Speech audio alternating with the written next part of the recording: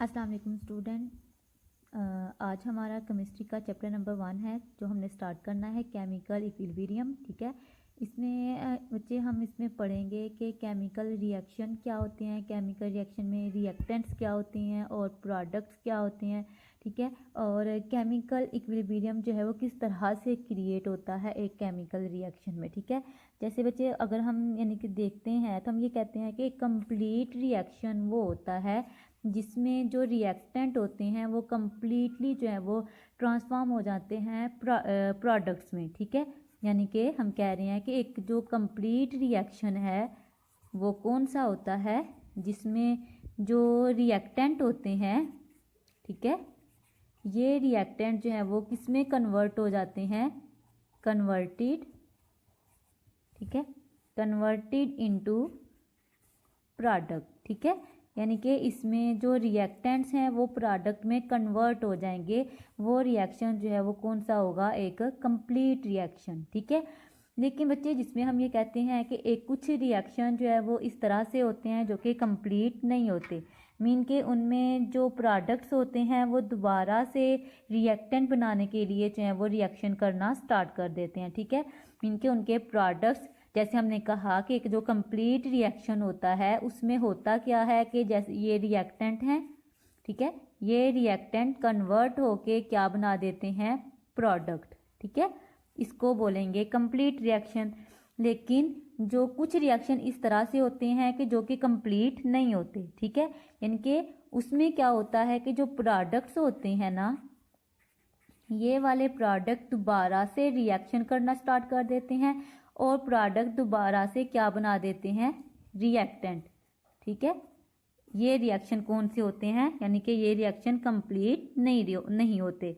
ठीक है, तो हमने इसमें बहुत सारी जो है वो चेंजेस देखे। हम यहाँ पे कहते हैं कि जो रिएक्शन होता है यानी कि जिसको हमने कह रहे हैं कि ये कंप्लीट नहीं होते, दिखने में ये इस तरह से लगता है कि ये रिएक्शन जो है वो कंप्लीट हो चुका है, यानी कि मीन के स्टॉप हो चुका होता है, लेकिन ये स्टॉप नहीं होता। यानी कि इसको देखने में ऐसा लगता है कि ये रिएक्शन जो है वो स्टॉप हो गया हुआ है, क्योंकि इसमें रिएक्टेंट बनते हैं, प्रोडक्ट बना देते हैं, वो प्रोडक्ट दोबारा फिर जो है वो रिएक्टर बनाने के लिए केमिकल रिएक्शन स्टार्ट कर देते हैं।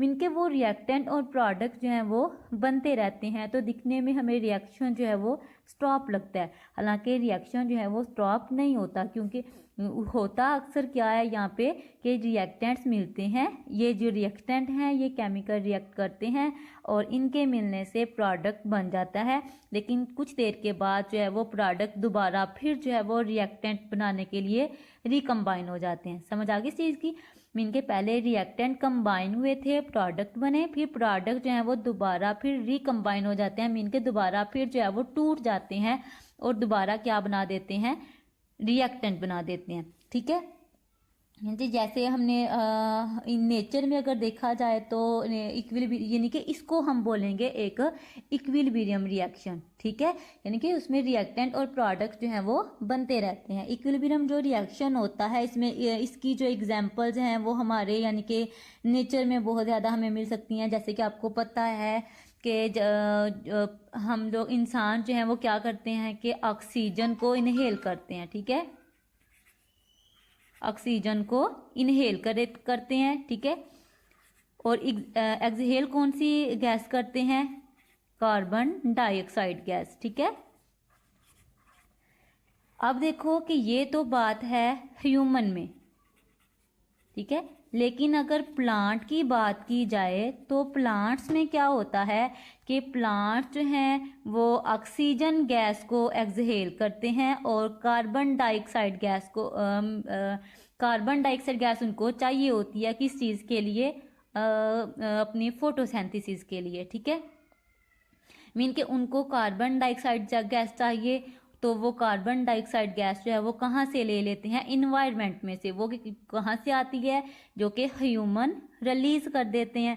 ठीक है, और ह्यूमन को चाहिए ऑक्सीजन गैस, ठीक है, जो कि वो इनहेल करते हैं ऑक्सीजन से, क्योंकि जब हम लोग सांस ले रहे होते हैं, सांस लेने के लिए हम कौन सी गैस को अंदर लेके जाते हैं, ऑक्सीजन गैस को, और फिर बाहर कौन सी गैस निकालते हैं, कार्बन डाइऑक्साइड गैस। लेकिन जो प्लांट होते हैं, प्लांट क्या करते हैं, कार्बन डाइऑक्साइड गैस को इनहेल करते हैं, मीन के वो कार्बन डाइऑक्साइड गैस को अपने अंदर लेके जाते हैं, ठीक है, और ऑक्सीजन गैस को वो रिमूव कर देते हैं, ठीक है। अब ये देखो, ये दोनों प्रोसेस जो है वो एक दूसरे के रिवर्स हो गए, ठीक है, क्योंकि हम इंसान, इनके ह्यूमन को जिंदा रहने के लिए ऑक्सीजन चाहिए, वो कहाँ से यानी कि मिलेगी, कार्बन यानी कि प्लांट से। प्लांट जो है वो ऑक्सीजन को रिमूव कर रहे हैं, ठीक है, और प्लांट्स को कार्बन डाइऑक्साइड गैस चाहिए, वो कहाँ से मिल रही है, यानी कि जो ह्यूमन रिलीज कर रहे हैं, ठीक है। यानी कि ये एक इक्विलिब्रियम जो है वो क्रिएट हो जाता है हमारे इन्वायरमेंट के अंदर इन गैसेस का, ठीक है। यानी कि कुछ गैसेस जो हैं वो इंसान, यानी कि इंसान रिलीज कर देते हैं, वो प्लांट्स को चाहिए होती हैं, और जो प्लांट्स को चाहिए होती हैं वो यानी कि ह्यूमन रिलीज करते हैं, और जो यानी कि ह्यूमन को चाहिए होती हैं वो प्लांट्स जो हैं वो रिलीज कर देते हैं, ठीक है। तो यहाँ पे हम कहते हैं कि प्लांट्स की और ह्यूमन की हमारे इस अर्थ पे एग्जिस्ट होने के लिए यानी कि ये एक इक्विलिब्रियम जो है वो क्रिएट हो जाता है गैसेस का, ठीक है। तो हम इसमें कहते हैं कि यही जो प्रोसेस होता है ये यानी कि लाइफ का, यानी कि अर्थ के ऊपर एक लाइफ की एग्जिस्टेंस के लिए बहुत ज़्यादा ज़रूरी होता है, ठीक है। तो इसमें हम एग्जांपल देखेंगे कि रिएक्टेंट्स क्या होते हैं और प्रोडक्ट्स क्या होते हैं। इसको देखने के लिए हम देखते हैं, जैसे कि फर्स्ट ऑफ ऑल हम बात करते हैं रिएक्टेंट्स की। अब रिएक्टेंट्स क्या होते हैं, तो रिएक्टेंट्स हम कहेंगे कि वो क्या, यानी कि केमिकल रिएक्शन के अंदर जो सब्सटेंस कंबाइन हो जाते हैं उनको हम क्या कहते हैं, रिएक्टेंट, ठीक है, समझ आ गई। यानी कि वो सब्सटेंस जो कंबाइन हो जाएंगे, ठीक है, उनको हम क्या कहते हैं, रिएक्टेंट्स।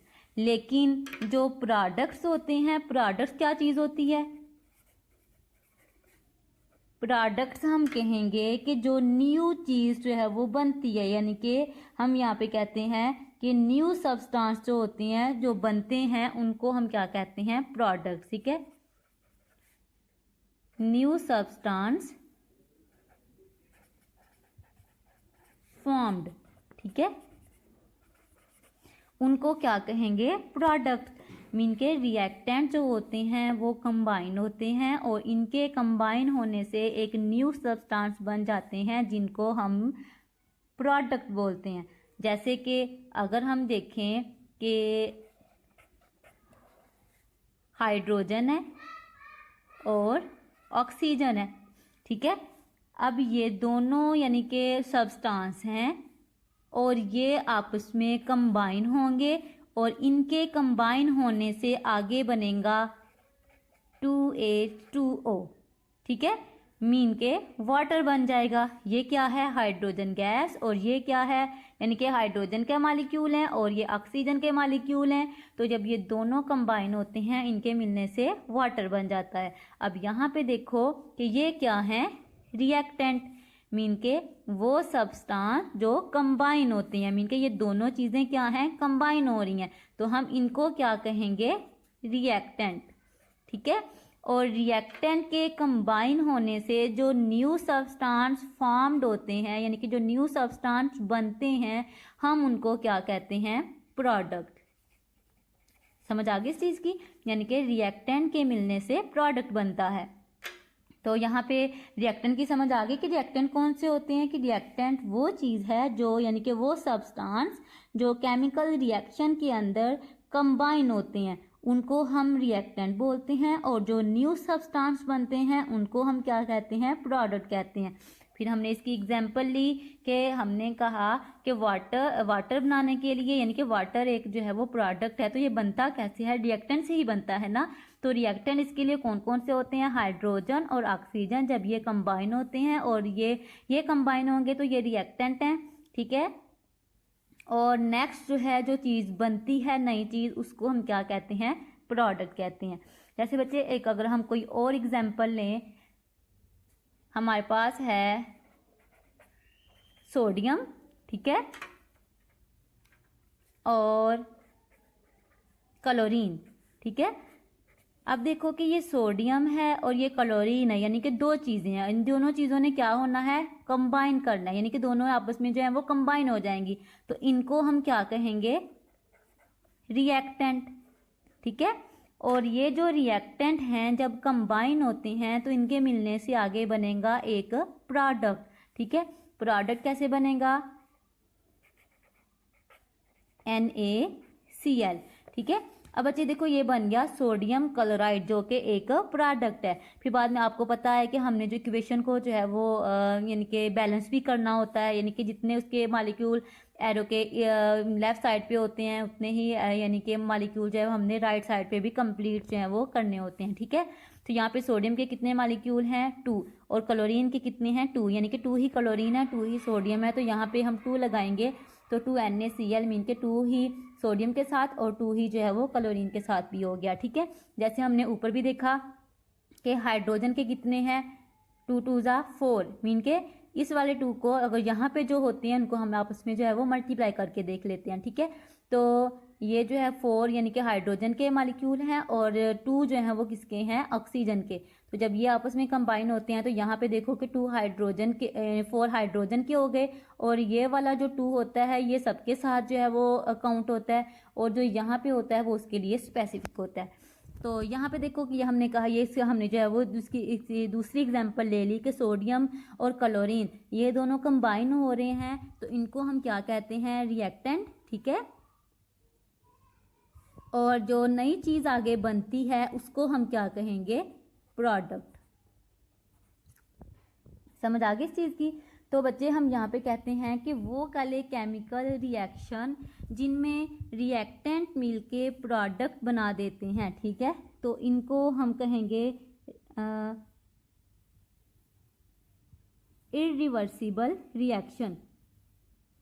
समझ आ गई इस चीज की, मीन के अब हम यहाँ पे इसकी जो है वो इरिवर्सिबल और रिवर्सिबल की जो है वो डेफिनेशन को फाइंड करेंगे कि ऐसे केमिकल रिएक्शन जिसमें जो है वो प्रोडक्ट जो है वो दोबारा से रिकम्बाइन होके रिएक्टेंट नहीं बनाते। ठीक है, यानी कि हम कहेंगे product do not recombine, mean के जिसमें प्रोडक्ट जो होते हैं वो दोबारा से रिएक्टेंट बनाने के लिए केमिकल रिएक्शन नहीं करते, हम उनको क्या कहते हैं, इरिवर्सिबल रिएक्शन। समझ आ गई इस चीज की, यानी कि इरिवर्सिबल रिएक्शन कौन से होते हैं, इरिवर्सिबल रिएक्शन। ठीक है, मीन के ऐसे केमिकल रिएक्शन जिसमें प्रोडक्ट जो हैं वो दोबारा से रिएक्टेंट बनाने के लिए रिकम्बाइन नहीं होते। ठीक है, मीन के दोबारा ये जो जैसे प्रोडक्ट हैं दोबारा से इनसे रिएक्टेंट जो हैं वो नहीं बन सकते। जैसे कि हम ये कहते हैं कि वाटर बन गया है 2H2O वाटर, अब वाटर से क्या आप लोग जो है वो हाइड्रोजन गैस और ऑक्सीजन गैस को यानी कि दोबारा से जो है वो बन जाता है, यानी कि अगर हमने गिलास में पानी जो है वो डाल के रखा हुआ है तो क्या वो दोबारा वहाँ से ऑक्सीजन और हाइड्रोजन गैस में चेंज हो जाएगा, ऐसे तो कभी नहीं होता। ठीक है, यहाँ पे हम कहेंगे कि ये कौन सा रिएक्शन हो गया, इरिवर्सिबल। और इरिवर्सिबल रिएक्शन को हम जो है वो एक ही एरो से शो करते हैं। ठीक है, समझ आ गई इस चीज़ की, मीन के हम इसको रिएक्टेंट और प्रोडक्ट के दरमियान में सिर्फ एक एरो लगा के शो करते हैं। जैसे हमने ये कहा कि ये हाइड्रोजन और ऑक्सीजन जो है वो रिएक्टेंट हैं और इनके मिलने से आगे ये प्रोडक्ट बन गया, इसको हमने एक ही एरो से शो किया, तो ये क्या है, एक इरिवर्सिबल रिएक्शन। समझ आ गई इस चीज़ की। तो हम आगे नेक्स्ट जो है वो देखते हैं कि जो रिवर्सिबल रिएक्शन होते हैं वो कौन से होते हैं। अब हमने रिवर्सिबल रिएक्शन की बात करनी है। रिवर्सिबल रिएक्शन में हम कहते हैं कि ऐसे रिएक्शन जिसमें जो प्रोडक्ट होते हैं वो दोबारा रिकम्बाइन हो जाते हैं। ठीक है, मीन के प्रोडक्ट जो हैं रिकम्बाइन टू फॉर्म रिएक्टेंट। ठीक है, मीन के वो दोबारा रिकम्बाइन होके आगे दोबारा रिएक्टेंट बना देते हैं। जैसे कि हम यहाँ पे इसकी एग्जांपल लेते हैं, ठीक है। अब लेकिन इसको शो किस तरह से करते हैं ये देखते हैं कि इसको हम रिएक्टेंट और प्रोडक्ट के दरमियान जो है वो 2 एरो लगा के शो करेंगे, ठीक है। जैसे कि हम यहाँ पे कहेंगे कि ये रिएक्टेंट हैं, ठीक है। रिएक्टेंट जो हैं वो ये मिलके यानी कि जब कंबाइन होंगे इनके मिलने से बनेगा प्रोडक्ट, ठीक है। अब जो कुछ ही देर के बाद प्रोडक्ट जो होते हैं वो दोबारा से यानी कि रिकम्बाइन होके क्या बना देते हैं, रिएक्टेंट। यानी कि रिएक्टेंट मिलके प्रोडक्ट बनाएंगे, प्रोडक्ट दोबारा फिर जो है वो रिएक्टेंट में चेंज हो जाएंगे। तो इनको हम जो है वो 2 एरो से शो करेंगे। इन रिएक्शन को हम क्या कहते हैं, रिवर्सिबल रिएक्शन, ठीक है। समझ आ गई इस चीज़ की। यानी कि हमने कहा कि इरिवर्सिबल रिएक्शन कौन से होते हैं, जिसमें रिएक्टेंट प्रोडक्ट बना देते हैं लेकिन प्रोडक्ट जो होते हैं वो दोबारा रिएक्टेंट नहीं बनाते, उनको हम इरिवर्सिबल रिएक्शन कहते हैं। और उसको जो है वो हम सिर्फ और सिर्फ 1 एरो से शो करते हैं। लेकिन जो रिवर्सिबल रिएक्शन होते हैं वो कौन से होते हैं, इसमें रिएक्टेंट मिलके प्रोडक्ट बनाते हैं और प्रोडक्ट जो है वो दोबारा फिर रिएक्टेंट बना देते हैं। यानी मीन के फॉरवर्ड भी रिएक्शन होता है और रिवर्स भी रिएक्शन होता है। जब रिएक्टेंट मिलके प्रोडक्ट बना रहे होते हैं उस रिएक्शन को हम फॉरवर्ड कहेंगे, लेकिन जो प्रोडक्ट जो होते हैं वो दोबारा रिएक्टेंट बनाने शुरू हो जाते हैं तो उस रिएक्शन को हम रिवर्स रिएक्शन कहेंगे, ठीक है। और ये हो गया रिवर्सिबल, मीन के दोनों तरफ चलने वाला केमिकल रिएक्शन। और ये वो रिएक्शन होते हैं जो कि कभी भी कंप्लीट नहीं होते, ठीक है। कंप्लीट क्यों नहीं होते, क्योंकि रिएक्टेंट मिलके प्रोडक्ट बनाते हैं, प्रोडक्ट दोबारा फिर रिएक्टेंट बनाना शुरू कर देते हैं। जैसे ही रिएक्टेंट बनते हैं दोबारा फिर प्रोडक्ट बनाना शुरू हो जाते हैं। मीन के ये रिएक्शन जो है वो फॉरवर्ड और रिवर्स चलता रहता है और कभी भी कंप्लीट नहीं होता। इसको रिवर्सिबल रिएक्शन कहेंगे। तो यहाँ पे हम इसको जो है वो केमिकल इक्विलिब्रियम भी कह सकते हैं कि यहाँ पे केमिकल इक्विलिब्रियम जो है वो क्रिएट हो जाता है। मीन के हमें रिएक्टेंट और प्रोडक्ट दिखने में जो है वो हमें लगता है कि जैसे रिएक्शन कंप्लीट हो चुका हुआ है, क्योंकि हमें जो है वो रिएक्टेंट भी नजर आ रहे होते हैं और फिर बाद में प्रोडक्ट भी बनते नजर आ रहे होते हैं। लेकिन होता क्या है कि वो रिएक्शन जो है वो चल रहा होता है, वो स्टार्ट ही रहता है, वो कभी रुकता नहीं, क्योंकि रिएक्टेंट और प्रोडक्ट एक दूसरे में कन्वर्ट जो है वो होते रहते हैं। समझ आ गई इस चीज की। यानी कि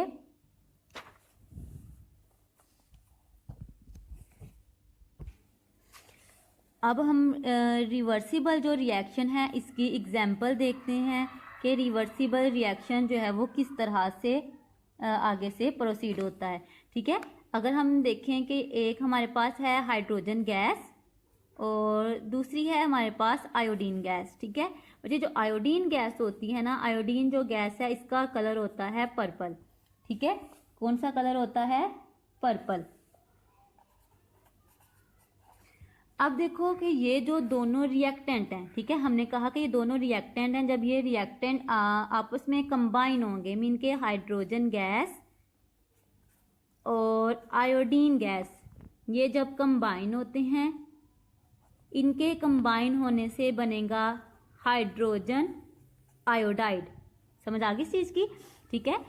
अब ये क्या है, रिएक्टेंट, मीन के जो चीजें आपस में कंबाइन होती हैं हम उनको क्या बोलते हैं, रिएक्टेंट, ठीक है। और इनके मिलने से क्या बना, हाइड्रोजन आयोडाइड, ठीक है। तो ये बना है तो इसको यानी कि ये नया सब्सटेंस बना है तो इसको हम क्या कहेंगे, प्रोडक्ट, ठीक है। अब देखो यहाँ पे हम कह रहे हैं कि ये जो आयोडीन है इसका कलर कौन सा है, पर्पल। लेकिन बच्चे जो हाइड्रोजन आयोडाइड बनता है ये कलरलेस है, मीन के इसका कोई भी कलर नहीं है। अब हमने यहाँ पे देखना है ये कौन सा हो गया, फॉरवर्ड रिएक्शन, ठीक है। अब थोड़ी देर के बाद क्या होता है कि जैसे ही जब यानी कि अगर हम जो है वो एक बंद फ्लास्क देखें, यानी कि हमारे पास जो है वो एक फ्लास्क है, ठीक है। इसके अंदर हमने जो है वो हाइड्रोजन गैस रखी हुई है, ठीक है, और साथ में हमने आयोडीन गैस भी ली हुई है, ठीक है। और इनके हाइड्रोजन गैस जब हमने इसको ऊपर से बंद कर दिया, ठीक है। अब देखो कि हाइड्रोजन गैस और आयोडीन गैस ये दोनों रिएक्टेंट हैं, इनके मिलने से आगे बन जाएगा हाइड्रोजन आयोडाइड, ठीक है। अब ये तो बन गया, ये हमारा हो गया फॉरवर्ड रिएक्शन। ठीक है, हमने इसको क्या कहा, फॉरवर्ड रिएक्शन। अब देखो कि बाद में क्या होता है कि ये जो हाइड्रोजन आयोडाइड होता है ना, ये यानी कि इस फ्लास्क के अंदर अगर हम जो है वो इसको हीट दें, यानी कि इसको जो है वो जब हम गर्म करना स्टार्ट कर दें, जैसे कि यहाँ पे देखो, यानी कि अब यही हमारे पास फ्लास्क है जो हमने अभी पहले ली हुई है। ठीक है, इसको ऊपर से बंद किया हुआ है।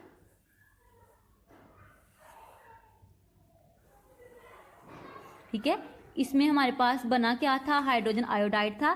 ठीक है, अब ये जो हाइड्रोजन आयोडाइड है, ठीक है, ये कलरलेस है। ठीक है, जब हम इसको हीट दें, यानी कि जब इसको जो है वो गर्म करना स्टार्ट कर देंगे, तो फिर देखो जैसे ही हाइड्रोजन आयोडाइड कलरलेस था ना, ठीक है, ये क्या है, कलरलेस है। जब इसको हमने गर्म किया, इससे दोबारा फिर इसके रिएक्टेंट बन जाएंगे। रिएक्टेंट कौन से बनेंगे, यहाँ पे hydrogen gas plus iodine gas. अब जो आयोडीन गैस है उसका कलर कौन सा है, पर्पल। ठीक है, समझ आ गई। यानी कि ये जो हमारे पास प्रोडक्ट बन गए हुए थे, प्रोडक्ट्स ने दोबारा फिर क्या बना दिया, रिएक्टेंट। इस रिएक्शन को हम कहेंगे रिवर्स। समझ आ गई। पहले यानी कि हमने यहाँ पे कहा कि जैसे ही हाइड्रोजन और आयोडीन ये मिलते हैं, ये आपस में कंबाइन होते हैं ना, जब ये कंबाइन होंगे तो यहाँ पे ये क्या है, रिएक्टेंट हैं, और इनके मिलने से क्या बन गया, हाइड्रोजन आयोडाइड। ठीक है,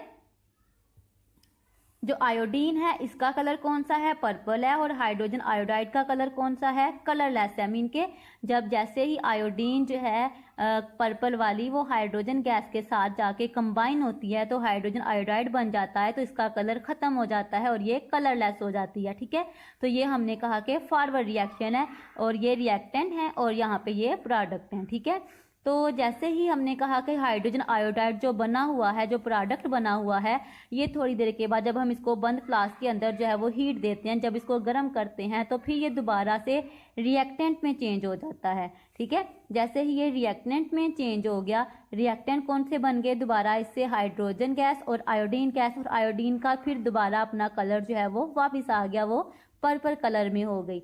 समझ आ गई इस चीज की। तो इस रिएक्शन को हमने क्या कहा, रिवर्स रिएक्शन। ठीक है, और ये रिएक्शन किस तरह से आगे प्रोसीड होगा, ठीक है, ये चलता है, और यहाँ पे यानी कि हाइड्रोजन आयोडाइड है, हाइड्रोजन गैस बन गई और साथ में आयोडीन गैस बन गई। ठीक है, इस रिएक्शन को हमने क्या कहा, रिवर्स रिएक्शन। लेकिन हम अभी बात कर रहे हैं रिवर्सिबल रिएक्शन की। ठीक है, ये रिवर्स रिएक्शन हो गया और फॉरवर्ड रिएक्शन हो गया। अब यहाँ पे देखो, जब हम इसको जो है वो कंबाइन जो है वो फॉर्म में लिखेंगे, तो फिर हम इसको किस तरह से राइट कर सकते हैं, हाइड्रोजन गैस, आयोडीन गैस, जब ये मिलते हैं, यानी कि अब यहाँ पे ये क्या था, रिएक्टेंट, और फिर यहाँ पे ये क्या थे, प्रोडक्ट। ठीक है, अब जब ये रिएक्टेंट मिलते हैं तो प्रोडक्ट कौन सा बनता है, हाइड्रोजन आयोडाइड। लेकिन थोड़ी देर के बाद हमने क्या देखा कि हाइड्रोजन आयोडाइड जो है वो रिएक्टेंट में चेंज हो जाता है, और रिएक्टेंट यानी कि वो दोबारा फिर जो है वो रिएक्टेंट बनाना शुरू। इनके हमने कहा कि ये हाइड्रोजन गैस और आयोडीन गैस ये यहाँ पे रिएक्टेंट हैं, और इनके मिलने से हाइड्रोजन आयोडाइड बन गया, ये यहाँ पे रिएक्टेंट है। ठीक है, रिएक्टेंट मिलते हैं तो प्रोडक्ट जो है वो बन जाता है। ठीक है, अब जो प्रोडक्ट हैं वो दोबारा से क्या होता है कि रिएक्टेंट बनाना शुरू कर देते हैं। ठीक है, और इसको हम जो है वो 2 एरो लगा के शो, समझ आ गई इस चीज़ की। यानी कि रिएक्टेंट मिलके प्रोडक्ट बनाते हैं, लेकिन प्रोडक्ट जो है वो दोबारा रिएक्टेंट बनाना स्टार्ट कर देते हैं। ऊपर वाले रिएक्शन को हमने क्या कहते हैं, फॉरवर्ड रिएक्शन। ठीक है, और ये वाला रिएक्शन यानी कि जो प्रोडक्ट से दोबारा रिएक्टेंट बन रहे हैं, इसको हम क्या कहते हैं, रिवर्स रिएक्शन। ठीक है, तो जब फॉरवर्ड और रिवर्स रिएक्शन एक ही टाइम पे जो है वो हो रहे होते हैं, इनके रिएक्टेंट बन के प्रोडक्ट बन रहे होते हैं, प्रोडक्ट से दोबारा रिएक्टेंट बन रहे होते हैं, इनको हम 2 एरो लगा के शो करते हैं, इसको हम क्या कहते हैं, रिवर्सिबल रिएक्शन। ठीक है, रिवर्सिबल रिएक्शन। समझ आ गई इस चीज की। यानी कि रिवर्सिबल रिएक्शन वो होते हैं जिसमें फॉरवर्ड रिएक्शन भी हो रहा होता है और रिवर्स रिएक्शन भी चल रहा होता है, इसको